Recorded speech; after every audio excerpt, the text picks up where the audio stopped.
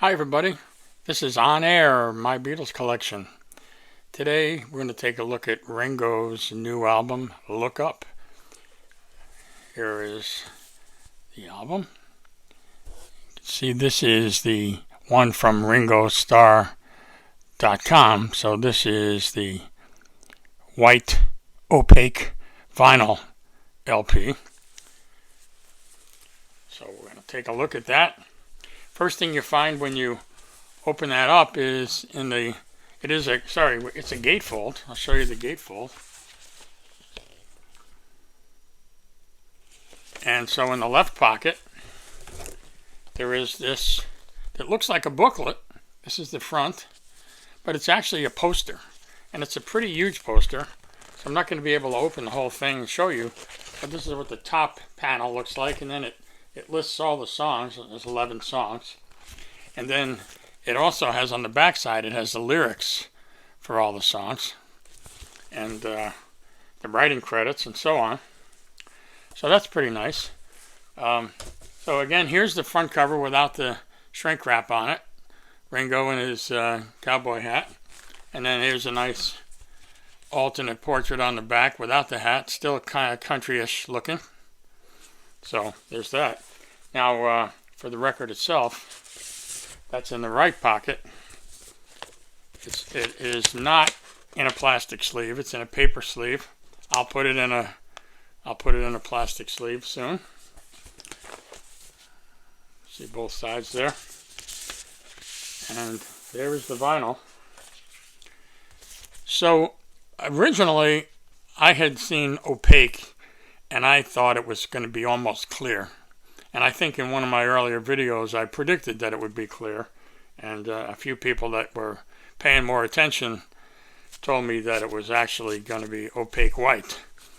It's not, that's what it says on the label. It's not very opaque. It's pretty white.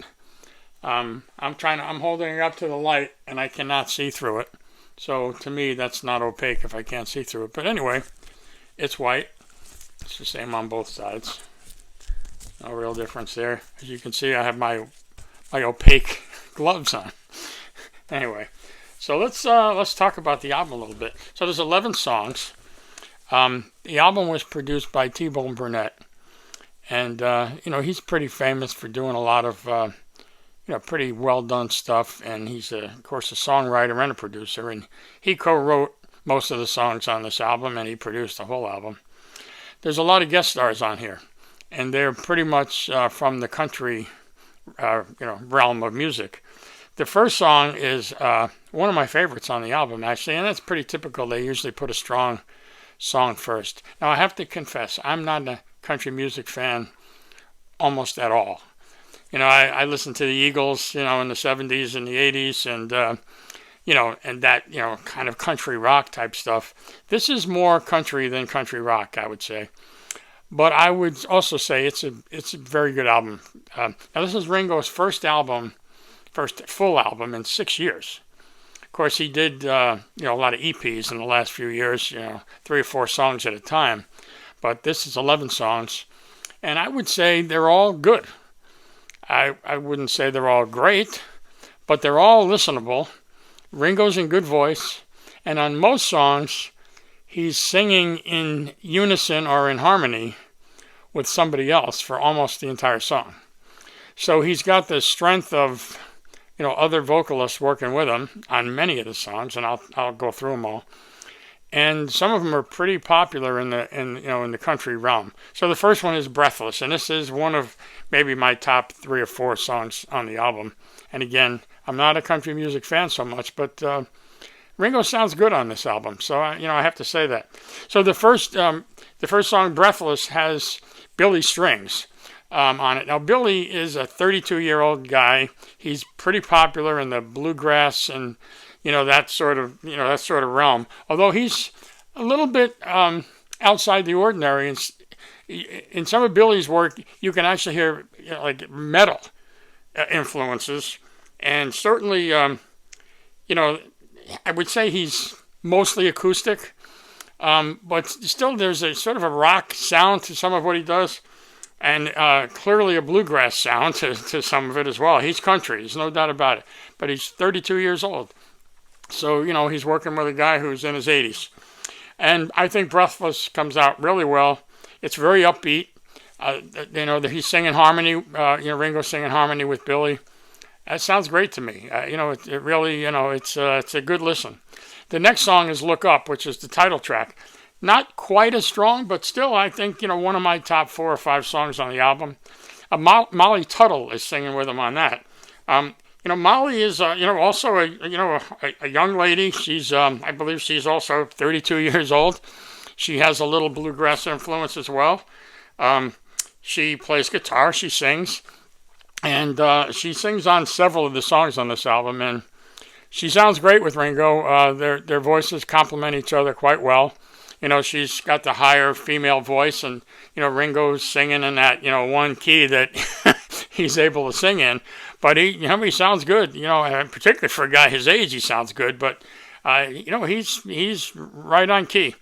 So I like Look Up, but like I said, I don't like it quite as much as Breathless, but they did pick it as the title track. The next one is a kind of a slower, more countryish song, Time on My Hands. And that's, I would say, it's more country. There's a little bit, it's slower. There's a little more obvious steel guitar in that, which is kind of a classic country sound. And it's about, lost love and having time on your hands. I think we've all had days, weeks, years, whatever, where we had a little too much time on our hands because of lost love. And the next song, the 4th song, is Never Let Me Go. And that's Billy Strings is back on that one. And this one is a little more country, too. I didn't like this one as much as the others. But, it's good. The harmonies are good. Billy has a good voice, and he sounds good with Ringo. So, it's good for that. And then the next one, the 5th song, is I Live for Your Love. And that's more of a ballad. And that's Molly Tuttle again. Singing with Ringo, and again, this one is a little more countryish than some of them, and I like it. It's not one of my top 5 out of the 11 on the album, but it's a good solid song. And then the next song is Come Back with a band called Lucius, Lucius. I had not heard of them before, and I'm not familiar with their other work, but it is a band, not a person. And I would say this one is very country, this song. And it kind of sounds like an Old West song, like you might see in a movie. And at least to my ears, that's what it sounds like. I'm kind of expecting the tumble and tumbleweeds and, whatever. Something from the Old West. It sounds fine if you like that genre. It's there's nothing to be ashamed of here. It's just, it's a matter of what you taste in music. The next song is Can You Hear Me? And that's got Molly Tuttle back again. And this one is pretty country too. And they kind of trade vocals on this, and then they sing, in harmony for a good bit of it too. But, he has a lead, she has a lead, and then they harmonize. So that one's a little different in that respect. It is a little more country than the others, but it's a good song. The 8th song on here is Rosetta, where it's Billy Strings is back, but also now we add the band Larkin Poe. Now Larkin Poe is 2 sisters. That's Rebecca and Megan Lovell, and they're pretty popular. They've been called the female Allman Brothers by some.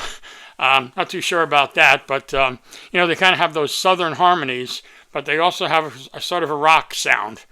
And so, here it's it's interesting to hear them mixing with Ringo and singing Rosetta. I starred that one that's one of my top 5 on this album. So that's a good one. And then the next song, the 9th song, is You Want Some, and this one is pretty countryish too. It's got some steel guitar in it. It's got a little bit of honky-tonk piano sound. I would say honky-tonk. Yeah, I think that's the right terminology. So, maybe you're picturing an Old West movie again, and, somebody's playing in the saloon over in the corner on the upright piano. I don't know, it's not quite that extreme in that regard. But I definitely hear honky tonk piano in there, and it's definitely got that kind of twangy steel guitar in there, which is, typical of that genre of music. Again, it's a matter of taste. It's perfectly executed if that's what you like to hear. It's not sloppy, it's organized, it's a good song. It's just a question of, is that what you want to hear or not? I'm more, I guess I would say if I'm country, I'm more country rock than country. So, steel guitars I can put up with a little bit. A honky-tonk piano I can put up with a little bit. But and none of those things are overdone. I want to emphasize that on this album, every song is unique. None of them sound like the others. So it's not formulaic in that sense. It covers a wide spectrum of country music, and Ringo's voice is as good as Ringo gets. Now, you can debate what his range is. He doesn't have a wide range.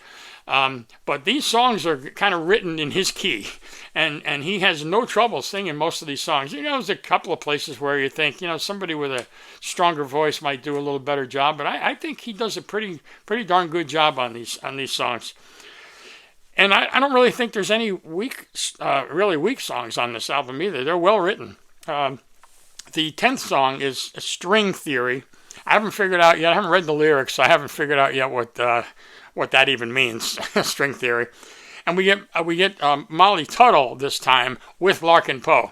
So this is the second Larkin Poe appearance, but in this case it's not Billy Strings, it's Molly Tuttle, and this is full harmony all the way through. So it's never, Ringo's voice is never isolated on this. He's singing with the whole band all the way through the song, and it's it sounds like a good song. I just haven't figured out what the heck it means yet. And then the last song is one of the songs that was released early for I don't know, radio play. Nobody plays anything on the radio anymore, but we could stream it early. If you pre-bought the album, you got this song, Thankful. And this is with Alison Krauss. Now, Alison Krauss is probably the biggest star besides Ringo on this album in terms of, people knowing her and being familiar with her work and so on. I don't think it's the strongest song that she's ever done. It's okay. I personally, I wouldn't have released it if it was, if I was releasing a song from my album and, as a kind of a teaser for the future, this wouldn't have been the one. Now, maybe they did because it's Alison Krauss and, she has a name. So, you got the name recognition thing, and you're sort of making the point that this is an album where Ringo is working with his friends. And speaking of that, tonight in Nashville and last night in Nashville, Ringo appeared at the Ryman Theater in Nashville, and it was recorded and will be recorded tonight for television. The date that it's going to be televised hasn't been announced yet. In part, it's a tribute, if you will, or let's say a fundraiser, in part for the folks in California, for the fire relief activity out there. But it's billed as Ringo and Friends, and some of the people that are on this album with him are on stage with him at the Ryman in Nashville. And then there's some other people like Sheryl Crow and a few other people that, you would know by name. I don't have all the names here in front of me. So it looks like a good show. And what I've heard is he's going to do some of his Beatles stuff, some of his solo stuff, and a lot of this album. Now, I haven't seen any reviews from last night's performance. Of course, today's performance hasn't happened yet, so I can't comment on that. But it does sound like it's going to be well done and nicely recorded. And I believe sometime in the springtime, we're going to see this on CBS and also Paramount Plus. So I'm looking forward to that. Again, I think this is a good album. It's Ringo's first album in 6 years. And T-Bone Burnett is, perfect for this genre. He knows country music. He writes very well. And I think in this case, he's written well for Ringo in particular, for, his voice and his key. So those are my thoughts about this album. I'm glad I got the opaque, not so opaque, white vinyl.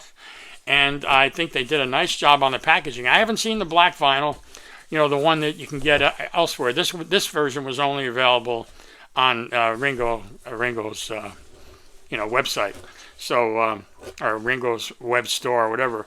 But again, you got this nice poster that looks like a booklet, but it's really a poster. And again, I can't open it up because it's too darn big. It's taller than me, I think. And you get the lyrics, and you get this nice back picture of Ringo. You get this nice front cover. I think that picture's a little goofy. I wouldn't have picked that one. I like that one better, actually, here. And there's all the song titles. So that's it. Ringo, look up, opaque white vinyl. If you have the black vinyl copy, let me know in the comments whether it's the same package. I just found something else in here. I didn't even know it was in there. It's another picture of Ringo. I didn't even know that one was there. And this is some liner notes. That's great now that I'm looking at it. This is liner notes written by one of my faves, Elvis Costello. So I'm going to read that, and I might make a comment myself in the comments about what I read. I'm not going to read it here now, but if you want to pause it, you can read that probably pretty well if you pause it and take a look. So that was a little bonus that I just found here, buried deep in the left pocket. So that's cool. So it's a nice package. Again, if you have the black vinyl, let me know if you got all this stuff in the black vinyl, because this is the one that came from RingoStarr.com. And all the other ones from Amazon or in stores or whatever, they're all black vinyl. So I don't know if they're any different. I don't know if they're gatefolds. Obviously, I know they're not white vinyl, but I'm not sure you get the poster or the Elvis Costello thing that I just showed you. So in the comments, let me know if you have the black vinyl. Anyway, that's it for today. If you have some comments, please do that. If you like the video, please hit that like button. That helps. And if you're not a subscriber, please hit that subscribe button. And I'll see you in the future. We'll be doing another video in a couple of days, so stay tuned for that, and hope to see you back here soon. Good to see you. Take care. Bye.